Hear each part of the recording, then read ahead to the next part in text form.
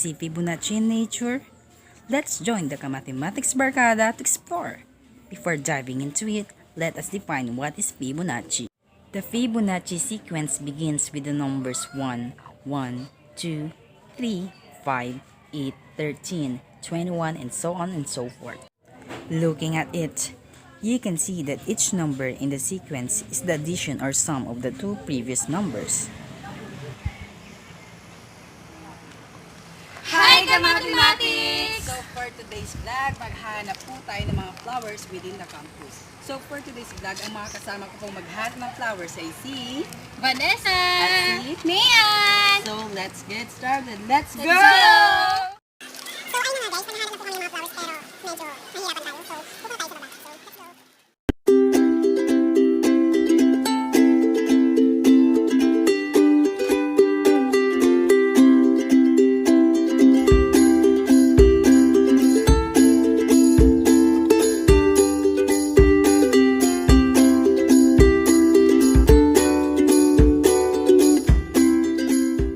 A few moments later. Hey guys! So yun nga guys, tapos na kaming nakahanap ng mga flowers. So sa nakikita natin yung mga flowers na nahanap namin sa tinagal-tagal ng paghahanap namin. So yun na nga. Kaya kami naghanap ng mga flowers na to kasi gusto naming ma-determine kung talaga nga ba ang mathematics ay nasa nature. So para mas maging yung dalawa nating kasama. Yes. So para mas maging challenging yung discovery na to, gagawin natin siya ng laro. Yes, nice At idea. ang larong to ay pinamaganda nating Pikit Mata Challenge. ano yun, te? Pikit Mata Challenge. Okay, yun nga, Pikit Mata Challenge. Ang challenge na to, kukuha kami ng isa-isang flower at i-determine namin kung kasama ba ito sa Fibonacci sequence. So, yun na, start tayo guys. So sinong una? Dapat may blindfold. Pikit lang, mana. Pikit mata lang. So, yun nga, para makapagsimula na tayo at mas maging fair, ako yung magsisilbing game master nitong laro to. Para maging fair, tsaka siguro din nating walang dayaan. So, yun, start na tayo. So, yun, sinong mauuna? So kanina nag-decide na kami na Maganda daw yung Okay. So, yun nga, maganda daw yung mauuna. hindi ko kasalanan na maganda ako. Kaya. Wait lang, wait guys.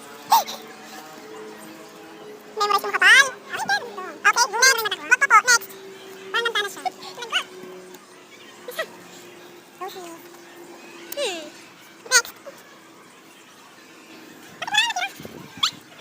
Okay, so yun na nga. Nakasali na sila ng mga flower nila. Ang gagawin natin, sasabay-sabay silang ibubukas ang kanilang mga mata. 1, 2, 3, shing! Open your eyes. So yun na, meron silang kanya-kanya napiling flower. So ang gagawin na lang namin, pipigil-pigil kung yung number ng petals ay nasa Fibonacci sequence. So ready na ba kayong discover? Let's get started. So hawak ko na po yung flower na nabunot ko sa laro. So ito nga po yung flower. Hindi ko po alam kung anong pangalan itong flower na ito. So sabay-sabay po natin bilangin ang kanyang petals. So yun na po. 1, 2, 3, 4, 5, 6. Sabay na ako natin. 7, 8, 9, 10, 11, 12, 13, 14, 15, 16, 17, 18, 19. So yung number po ay wala sa Fibonacci sequence. So ligwak na yun. So ang susunod ay si Vanessa. Hi! At ang nakuha kong petals ay 5. Petals. So yun nga, ang nakuha kong flower ay ito, 5 petals. So bilangin po na natin siya. Bibilang petals talaga. So di ba natin ang rules? Bibilangin po. 1, 2, 3, 4, 5. So yun nga. So part siya ng Fibonacci sequence.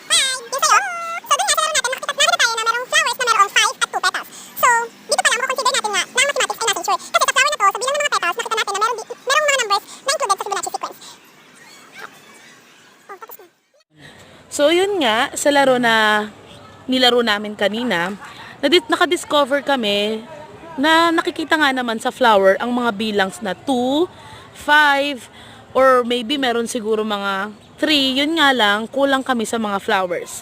Pero still, napatunayan namin na nakikita natin sa nature ang Fibonacci sequence. Therefore, na mathematics is in nature.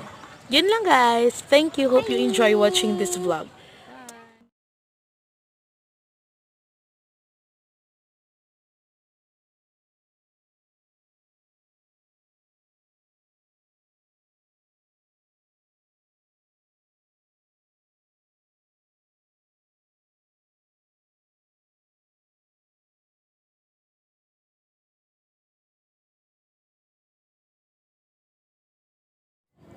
Thank you for watching.